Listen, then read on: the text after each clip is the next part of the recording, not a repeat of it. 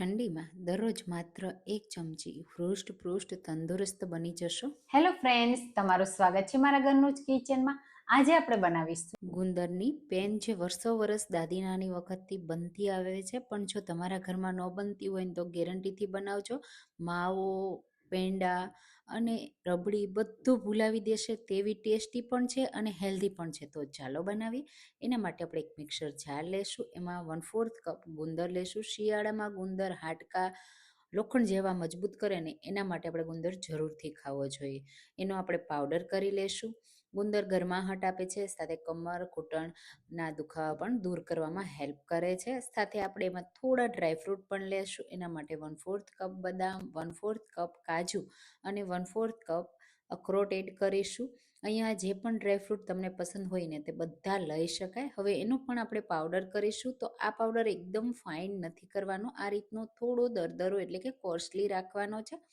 બસ હવે આપણે પાવડરને સાઈડમાં મૂકીશું. હવે આ મીઠાઈ બનાવવા માટે આપણે અડધા કપ જેટલું નાળિયેર એ જે પણ ખમણીને લેવાનું છે, એમાં જે ઓઇલ હોય ને એનાથી આપણે રિઝલ્ટ બેસ્ટ મળે છે.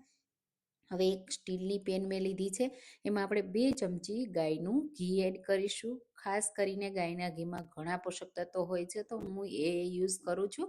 અને સાથે આપણે જે પાવડર કરીને ગુંદર ન રાખ્યો છે ને તે એડ કરી દઈશું. અહીંયા ઘી વધારે એડ કરવાની જરૂર નથી, માત્ર આ રીતે ગુંદરને સરસ રીતે આપણે શેકી લેવાનો છે. થોડી વાર પછી તમે જોશો ગુંદરનો બધો કલર ચેન્જ થઈ જશે. બસ આ રીતે થોડો ગુંદરનો કલર ચેન્જ થઈ જાય ને એટલે તરત જ આપણે એમાં એડ કરીશું દૂધ. તો અહીંયા હું અડધો લીટર દૂધ લઉં છું અને થોડું હલકું મલાઈવાળું છે. તો 2 કપ થયું. કપથી માપીએ ને તો 2 કપ દૂધ એડ કર્યું છે અને લીટરથી માપીએ ને તો અડધો લીટર દૂધ છે. હવે ગુંદર મેલ્ટ થાય ને ત્યાં સુધી આપણે દૂધને મિક્સ કરવાનું છે. જેમ જેમ દૂધ ગરમ થશે ને એમ એમ એનું પનીર તૈયાર થશે, માવો તૈયાર થશે. અને આ જે 1 ચમચી માવાદાર તમે રોજ ખાશો ને તો તમને ખબર પણ નહીં પડે કે આ ગુંદરની મીઠાઈ છે. બાળકોથી લઈ મોટા બધાને ખૂબ પસંદ આવશે. તો અહીંયા જુઓ તમે, દૂધ હવે ગરમ થવા લાગ્યું ને એટલે દૂધ સરસ એવું ફાટી ગયું છે અને એમાંથી જે પનીરનો ભાગ હોય ને એ બધો અલગ થવા લાગ્યો છે અને ગુંદર પણ હવે સરસ રીતે મેલ્ટ થવા લાગ્યો છે. તો આપણે આ રીતે કન્ટિન્યુઅસલી ચલાવતા રહેવાનું, એટલે ગુંદર છે ને સરસ રીતે દૂધ સાથે મિક્સ થઈ જશે અને એના લીધે તમને દરેક ચમચીમાં ગુંદરનું રિઝલ્ટ મળશે. અને હા, તમે આ રેસીપી એકવાર જો બનાવી લીધી ને તો તમે દર વર્ષે શિયાળામાં ગેરંટીથી બનાવજો, એટલી ટેસ્ટી બને છે. અને હા, તમે આ રેસીપી બનાવો છો કે નહીં મને કમેન્ટમાં ચોક્કસથી કહેજો. અને મારી રેસીપી તમે કઈ સિટીમાંથી જુઓ છો ને એ પણ મને કહેવાનું બિલકુલ ભૂલતા નહીં, મને ખૂબ ગમશે. અહીંયા હવે તમે જુઓ દૂધનો કલર ચેન્જ થઈ ગયો અને ગુંદર સરસ રીતે મેલ્ટ થઈ ગયો. જેમ જેમ ગુંદર મેલ્ટ થયો ને એમ દૂધનો કલર ચેન્જ થતો ગયો. અહીંયા જો તમને કમર ઘૂંટણના દુખાવા રહેતા હોય ને ખાસ કરીને શિયાળામાં શરીર દુખતું હોય ને તો આ ગુંદરની પેન સવારે નવણા કોઠે 1 ચમચી ખાઈ લેવાની. હવે અહીંયા બધું મિક્સર સરસ એવું કૂક થઈ ગયું છે, તો આપણે એમાં એડ કરીશું ગોળ. અહીંયા જો તમને ડાયાબિટીસ હોય અને તમે ગોળને અવોઇડ કરવા માંગતા હોય ને તો તમારે એમાં શુગર ફ્રી પાવડર આવે ને તે એડ કરી શકાય. માત્ર 1 ચમચી જ એડ કરવાનો, વધારે નહીં કરવાનો. અને જો તમે ગોળ ન ખાતા હોય અને સાકરમાં બનાવવું હોય ને તો તમારે અહીંયા સાકર એડ કરવાની. અને સાથે તમે સાકરમાંય ન બનાવવાનું હોય ને તો તમે ખજૂરમાં પણ બનાવી શકો છો. બધી રીતે તમે આ ગુંદરની પેનને તૈયાર કરી શકો છો. હવે આપણે જે નાળિયેરનું ખમણ તૈયાર કર્યું હતું એ એડ કરીશું, સાથે ડ્રાયફ્રૂટનો પાવડર એડ કરી દઈશું. બધી વસ્તુને મિક્સ કરીશું. તો દૂધમાં થોડું આ રીતનું પાણીનો ભાગ હોય ને ત્યારે જ બધી વસ્તુને મિક્સ કરી દેવાની. એના લીધે શું થશે કે જે ડ્રાયફ્રૂટ છે ને સોફ્ટ થઈ જશે, નાળિયેર પણ સોફ્ટ થઈ જશે અને ખાવામાં ખૂબ સરસ લાગશે. હવે થોડા આપણે મસાલા એડ કરી દઈએ. એના માટે અડધી ટીસ્પૂન સૂંઠનો પાવડર, અડધી ટીસ્પૂન ગંઠોડા પાવડર અને થોડું જાયફળ હું ખસીને એડ કરું છું. ખાસ કરીને શિયાળામાં જાયફળ ખાવું જોઈએ, ગરમાહટ આપે, શરદી ઉધરસમાં પણ રાહત આપે. હવે થોડા હું ખસખસ એડ કરું છું.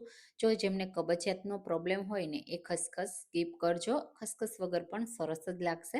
હવે અહીંયા બધી વસ્તુને મસાલા સાથે મિક્સ કરી દેશું અને આ મિશ્રણને આપણે થોડું થીક થઈ જાય અને હલકું ઘી છૂટું પડવા લાગે ને ત્યાં સુધી કૂક કરવાનું છે.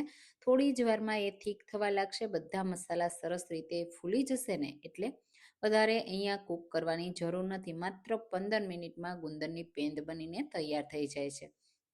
મેં અહીંયા અડધા લીટર દૂધમાંથી બનાવી છે, એટલે તમે 1 લીટર દૂધમાંથી બનાવો તો વધારે સમય લાગશે. હવે તમે જુઓ, થોડી જ વાર પછી આ રીતે મિશ્રણ છે ને એ થીક થવા લાગ્યું છે અને આ રીતે પેનથી અલગ થવા લાગ્યું છે. હજુ થોડું એમાં મને દૂધનો ભાગ એટલે કે પાણીનો ભાગ દેખાય છે, એટલે આપણે 1 થી 2 મિનિટ એને ચલાવતા રહેશું. બસ કન્ટિન્યુઅસલી ચલાવવાનું છે. મેં અહીંયા સ્ટીલનું પેન યુઝ કર્યું છે ને, એટલે એને આપણે છોડી નથી દેવાનું. આ જ રીતે કન્ટિન્યુઅસલી ચલાવતા રહેવાનું છે. નોનસ્ટિક હોય તો તમે થોડી વાર એને લો ફ્લેમ ઉપર કૂક કરો ને તો પણ ચાલે, પણ હેલ્ધી બનાવવા માટે આ રીતનું સ્ટીલનું વાસણ લેજો અને બસ કન્ટિન્યુઅસલી આ રીતે ચલાવતા રહેવાનું. હવે અહીંયા 3 મિનિટ થઈ અને મને આ કૂક થતાં, અને તમે જુઓ અહીંયા એકદમ થીક થઈ ગયું છે, ઘાટું થઈ ગયું છે. બસ હવે આપણે એને વધારે કૂક નહીં કરીએ. એમાં થોડા હું અહીંયા બીજ એડ કરું છું. પમ્પકિનના બી અને મગજતરીના બી બંને મેં એડ કર્યા છે. મિક્સ કરી દેશું. એનો ક્રંચ છે ને ખાવામાં ખૂબ સરસ લાગશે, એટલે મેં લાસ્ટમાં એડ કર્યા અને એના વિટામિન પણ તમને મળી જ જશે. બસ હવે તમે જુઓ અહીંયા એકદમ પરફેક્ટ સરસ એવી થીક થઈ ગઈ અને સરસ રીતે પેનથી અલગ થવા લાગી છે. તો નીચે ઉતારી હલકી ઠંડી કરી, અથવા તો તમારે જો ગરમ ગરમ ખાવું હોય ને તો 1 ચમચી ખાઈ લેવાની, અને ઠંડી કર્યા પછી બહાર 3 દિવસ અને ફ્રીજમાં 10 થી 15 દિવસ સારી રહેશે. અને સરસ એવી તમે જો 1 ગ્લાસ દૂધ સાથે માત્ર 1 ચમચી સવારમાં ખાઈ લીધી ને તો આખો દિવસ એનર્જી ભરપૂર રહેશે. વિટામિન, પોષક તત્વો બધું મળી જશે. તો અહીંયા ઉપરથી થોડા બદામની સ્લાઇસ, પિસ્તાની સ્લાઇસ અને થોડા ખસખસથી ગાર્નિશ કરું છું. જોતાં જ ખાવાનું મન થઈ જાય એવી આપણી ગુંદરની પેન તૈયાર થઈ ગઈ છે. તો તમને આજની આ રેસીપી કેવી લાગીને મને કમેન્ટમાં જરૂરથી કહેજો. અને હા, મારી રેસીપી તમને પસંદ આવી હોય ને તો રેસીપીને લાઇક કરજો, શેર કરજો અને મારી ચેનલને સબસ્ક્રાઈબ કરવાનું બિલકુલ ભૂલતા નહીં. એકવાર આ રીતે જરૂરથી બનાવજો. હવે એને કેટલી ખાવાની ને એ હું તમને બતાવી દઉં. તમે જુઓ, આ રીતે એક મીડિયમ સાઇઝની ચમચી લેવાની, ટીસ્પૂન જેટલી, અને 1 ટીસ્પૂન અથવા 1 ટેબલ સ્પૂન તમે ખાઈ શકો રોજ સવારે પાણી પીધા પછી. એટલે બધા જ વિટામિન તમને મળી જશે. તો સુપર ટેસ્ટી, સુપર હેલ્ધી ગુંદરની પેન ટ્રાય કરજો. ચાલો ફરી મળીશું એક નવી રેસીપી સાથે. Thank you for watching. આવજો. જય શ્રી કૃષ્ણ.